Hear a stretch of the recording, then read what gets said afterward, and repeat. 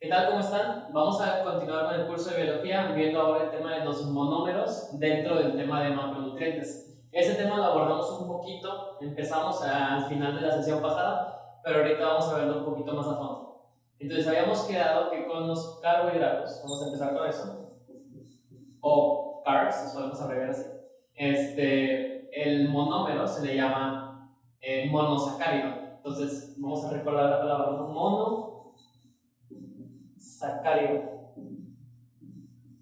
El prefijo mono pues quiere decir uno, quiere decir uno, y sacárido, la etimología exacta se me escapa, pero noten cómo sacar se asemeja al sonido como de azúcar. De hecho hay regiones en las que es más semejante todavía, y hace justamente referencia a eso, hace alusión a eso. Cuando hablamos de azúcares, pues los azúcares son un tipo de carbohidratos. Entonces pueden acordarse, monosacárido pues es la unidad, los azúcares, por así decirlo. Entonces, yo les había dicho que hay varios tipos de monosacáridos y les había dicho que, como se ven así en general, es como hexágonos o bien como pentágonos. Y esos pentágonos y hexágonos están formados de tres elementos: carbono, hidrógeno y oxígeno, CHO. Este no es curso de química, entonces no vamos a verlo tan a fondo, pero sí es importante tomar en cuenta que está hecho de estos tres, porque estos tres también participan en los otros dos macronutrientes que vimos, pero en diferente forma. Por ejemplo, aquí en los hexágonos y pentágonos, por lo general, cada esquina, cada vértice es un carbono. Y ya de cuenta que cada uno tiene su hidrógeno aquí o su hidrógeno acá, o hay algunas esquinas que son oxígenos. Entonces, no son necesariamente, no es como que tenga 5 carbonos, 5 hidrógenos, 5 oxígenos, varía un poquito más. Si hay una fórmula general que te lo dice, pero no es tan importante ahorita, después vemos eso, si es que igual nos da el tiempo, ¿no? Tipos de monosacárido. Podemos pensar en varios. Podemos pensar en la glucosa, que me imagino que a lo mejor la han escuchado. Podemos pensar en la galactosa también. Podemos pensar en la ribosa. Podemos pensar también en la desoxirribosa.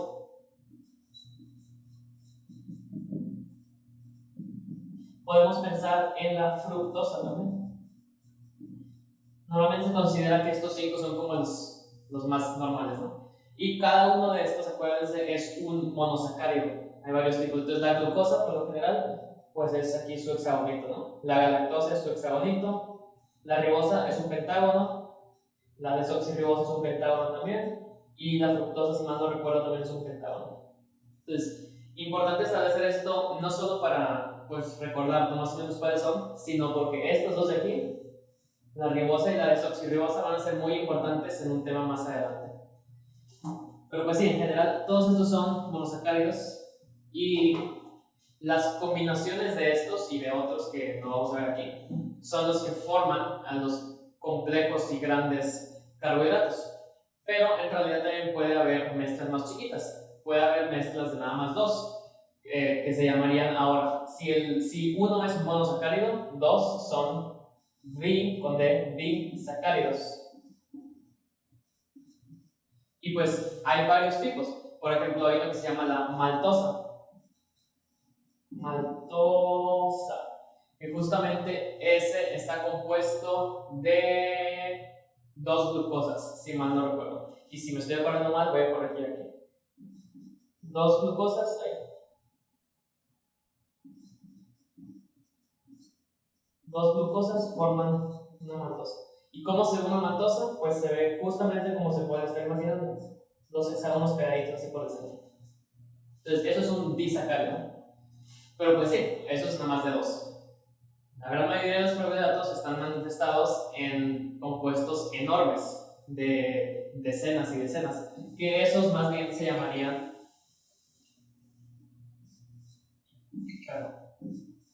polisacáridos.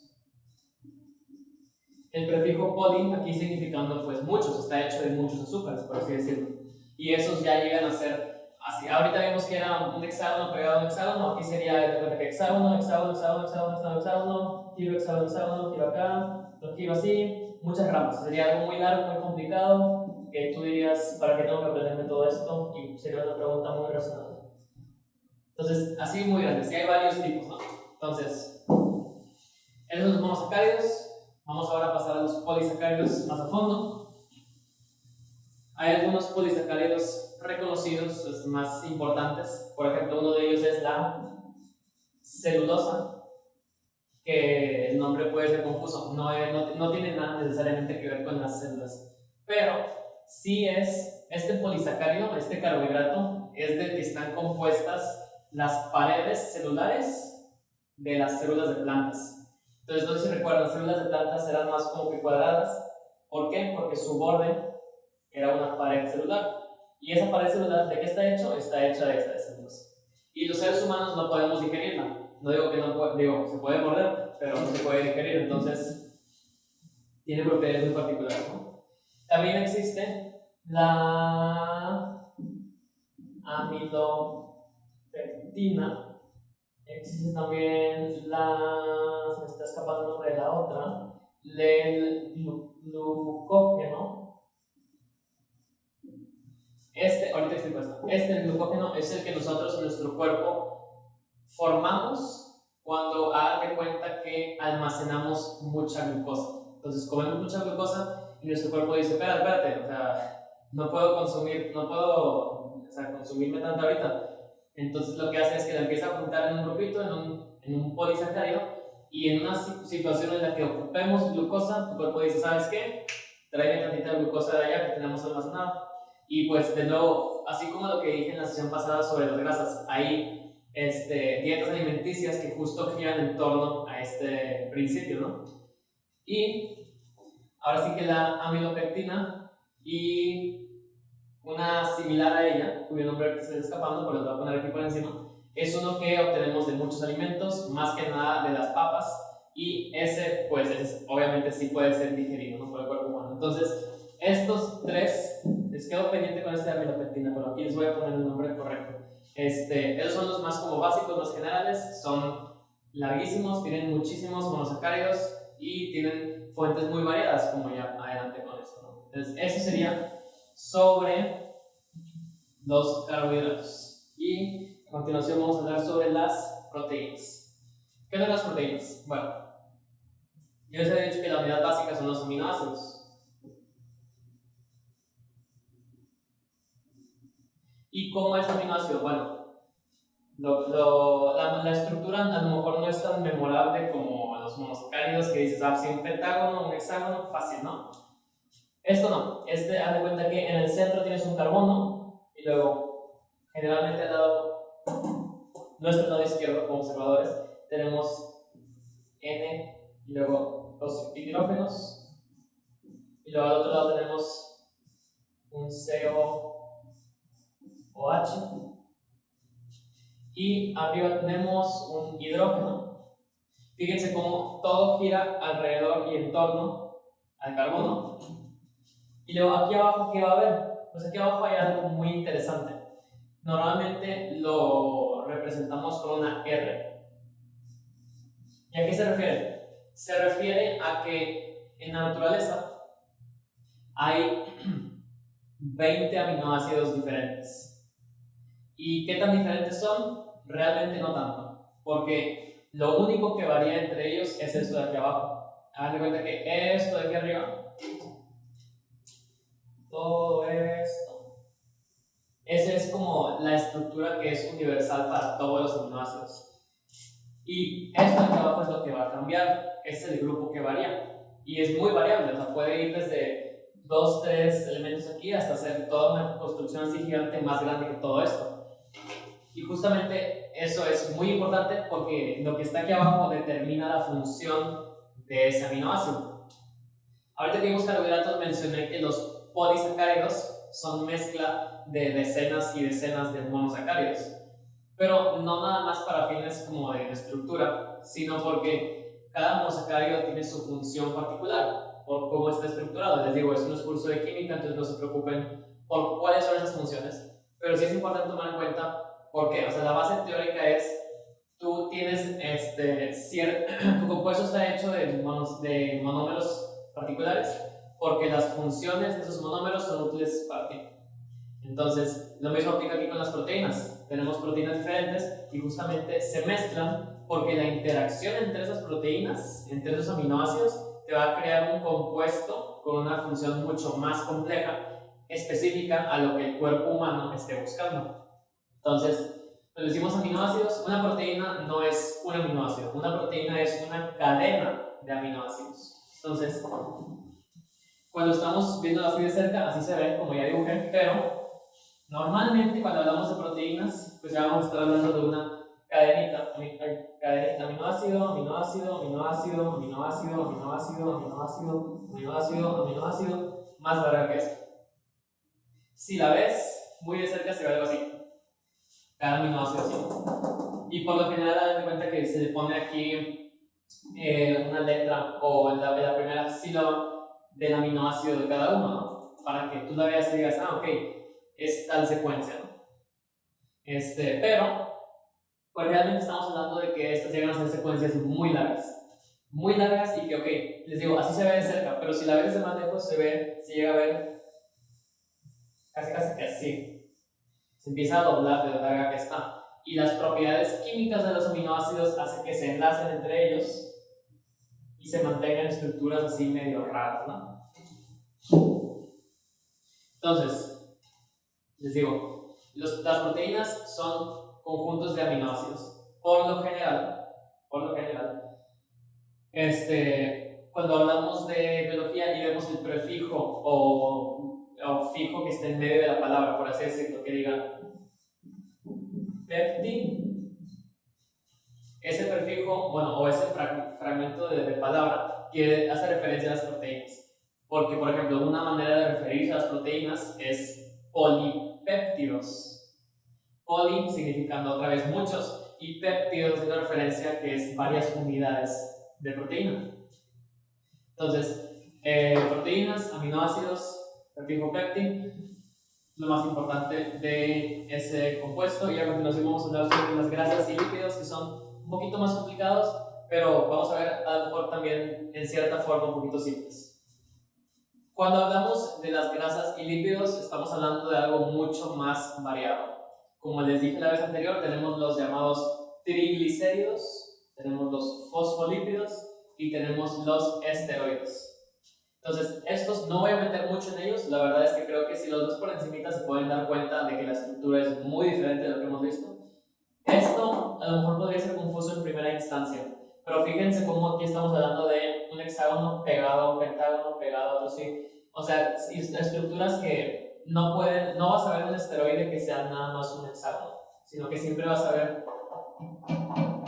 varias figuras así pegadas, literalmente adyacentes. Entonces, no hay pierde, yo creo que sí está suficientemente distinto de, por ejemplo, un hexágono o pentágono así normal, como para que lo podamos ver y digamos, ok, esto aquí no es un tipo de carbohidrato, este sí. Entonces, esos son los tres grandes, pero vamos a continuar con uno de los que los compone estos de aquí. Es decir, estas colitas que vemos aquí no son colitas de agua, más bien son colitas de compuestos. ¿Y de qué compuestos? Bueno, ahora sí que vamos a ver los ácidos grasos, que son los que también mencioné la otra vez. Ácidos grasos. ¿Cuál es la estructura de esto? Bueno, estos vienen a ser, así como los carbohidratos se caracterizan por ser así como hexagonales o pentagonales, y las proteínas se identifican, por tener el carbono en el centro y ser como estrellitas. Estos más bien se reconocen por ser una cadenita de carbonos. Y digo cadenita casi que de cariño, porque no suelen ser cortitas, suelen ser muy largas. Entonces son carbonos así que están enlazados entre ellos. Y bueno, les digo, esto no es curso de química, pero nada más para recordar un poquito. Cada carbono únicamente puede tener 4 enlaces. Entonces, por ejemplo, si nos fijamos aquí, este carbono tiene 1, 2 enlaces. ¿Qué hacemos con los otros 2? Le ponemos hidrógenos. Igual con este también nada más puede tener otros 2, entonces le ponemos hidrógenos, hidrógeno acá, más hidrógenos.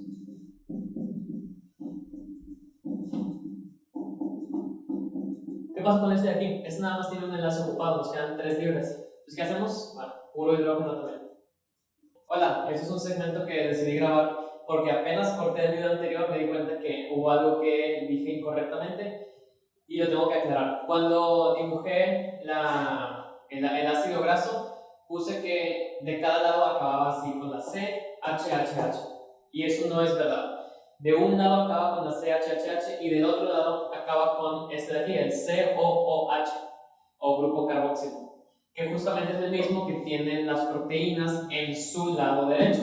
Entonces, nada más quería aclarar eso. O sea, todo lo demás que dije, sí o sí, nada más me faltó que en uno de los dos extremos, nada más en uno, no en los dos, nada más en uno, la terminación del ácido graso no es un CHHH, o también llamado un metil, más bien es un grupo carboxílico, COH o CO y abajo el OH, como quieran escribir, pero así es como debe acabar en realidad. Ahora sí, me disculpo por la pequeña equivocación, se me mezclaron un poquito de desconocimientos de ahí, pero ya nada más quería agregar eso. Y otra vez, muchas gracias por haber visto.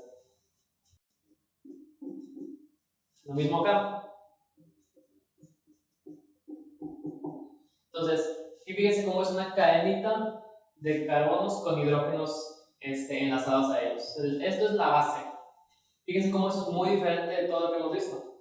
Y es por eso que las patitas de los que dibujé ahorita son tan largas, porque esa es una cadena que puede llegar a ser muy larga. También a veces se representa, si les había mostrado en la sesión anterior, así como un zigzag, en la cual cada una de estas vértices, por así decirlo, representan un carbono. Entonces aquí sería, este es el de aquí, este sería este de acá, este sería este de aquí, este sería este de acá. Entonces, te puede ahorrar espacio, en lugar de andar así, haciéndolo muy espaciado para que se vea bien, pues tú nada más dibujas una línea en zigzag y ya es lo mismo. Entonces, ambas de estas son representaciones correctas de ácidos grasos. Ahora, hay variaciones. Por ejemplo, si es posible que, por ejemplo, aquí no tenga un hidrógeno y que a lo mejor este tampoco lo tiene. Entonces, ¿qué pasa? Porque a este carbono le queda un lugar y a este también le queda uno. Entonces, ¿qué pasa? Bueno, se hace un enlace doble. Entonces, otra vez, no es química, o sea, esta clase no es de química, pero sí es importante recordar, si puede hacer 4 enlaces un carbono y nada más tiene 3, pues a lo mejor lo que va a hacer es que su enlace que tiene va a ser doble. Es más, ¿qué tal si no tiene eso de aquí arriba? Pues va a ser un enlace triple. Entonces, ¿qué es lo que pasa aquí? Bueno, si se fijan, la inicial que hicimos eran puros carbonos y todos tenían hidrógenos. Entonces, absolutamente ninguno que tenía ningún espacio libre, todos los espacios que podían tener estaban ocupados por hidrógenos. Entonces, ¿cuál es la manera correcta en biología de decir cuando algo está así como ocupado hasta su máxima capacidad? Le llamamos saturado. Entonces, el original era un ácido graso saturado, porque estaba saturado de hidrógenos. Pero, cuando podemos tener estos, que son aquellos que no tienen tantos hidrógenos, porque se dedican a hacer este tipo de cosas, no sé por qué aquí borré esto. Y esos se llamarían no saturados.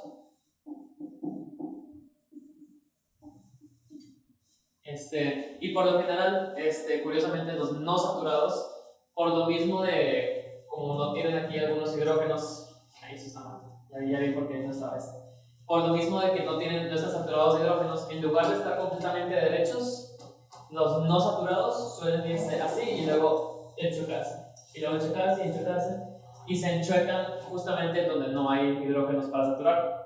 Entonces, los saturados son aquellos que están siempre derechos porque tienen puro hidrógeno, pero los no saturados, si ven uno chueco, es un no saturado. Ahora, también hay ácidos grasos no saturados que no son chuecos. Y eso es porque son artificialmente enderezados.